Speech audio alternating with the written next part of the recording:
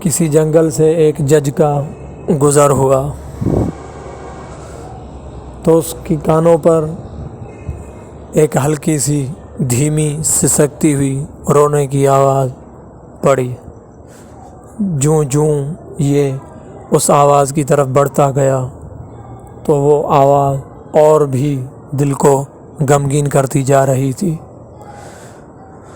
جب وہاں پہنچا تو دیکھا کہ وہ دھیمی سی رونے والی آواز کسی اور کی نہیں تھی، بلکہ وہ دو جو سہارے کھو چکے تھے، دو بوڑھے والدین اپنے آپ کو تسلی دیتے ہوئے، ہاتھوں میں ہاتھ دے کر اپنے آپ کو تسلی دیتے ہوئے روتے بھی جا رہے تھے۔ جج نے ان کے سر پر ہاتھ رکھ کر تسلی دیتے ہوئے ان سے حال حوال معلوم کیا، سارا واقعہ معلوم کیا۔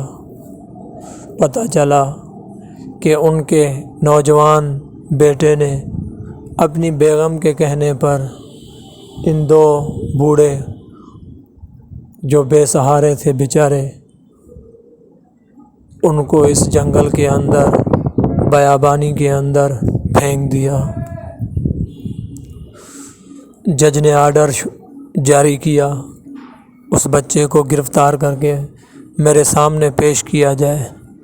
بچے کو جب سامنے پیش کیا گیا تو جج نے حکم دیا کہ اس کے پیٹ کے ساتھ ایک مٹکا پانی کا بھر کر باندھا جائے، اور یہ بھی آرڈر کر دیا اس نوجوان کو کہ اگر اس مٹکے سے ایک قطرہ بھی نیچے گرا تو تیری سزا سر قلم ہوگی۔ 24 گھنٹے کے بعد میرے پاس آنا، تیرا یہ مٹکا اتارا جائے گا، لیکن اس سے پہلے جو میں نے آرڈر کر دیا کہ ایک قطرہ بھی اس مٹکے سے نیچے گرنے نہ پائے۔ پیشاب کرنا ہے، سونا ہے، جو کرنا ہے اس کو خود تو نے ہی ڈیسائیڈ کرنا ہے، کیسے کرنا ہے وہ خود تو نے ہی اب سوچنا ہے۔ بہرحال مٹکا 24 گھنٹے تک تیرے پیٹ کے ساتھ چپکا ہی رہے گا۔ نوجوان حیران ہو گیا۔ یہ سارے اور بھی لوگ یہ منظر دیکھنے لگے۔ بچہ اس وقت تو وہاں سے چلا گیا، لیکن جیسے جیسے وقت گزرتا گیا اس کے لیے مشکلات بڑھتی گئی۔ پیشاب نے تنگ کیا، نیند نے تنگ کیا، اس کی کمر کو جو جکڑا ہوا تھا اس نے تکلیف دی۔ کچھ ہی گھنٹے اس نے پورے کیے تھے۔ آیا جج کے سامنے، رو دھو کر معافی تلافی کی۔ جج نے کہا مجھ سے معافی نہیں مانگ، معافی تو تجھے ان سے مانگنی چاہیے جس نے 9 ماہ تک تجھے اس مٹکے کی طرح اپنے پیٹ کے اندر رکھا۔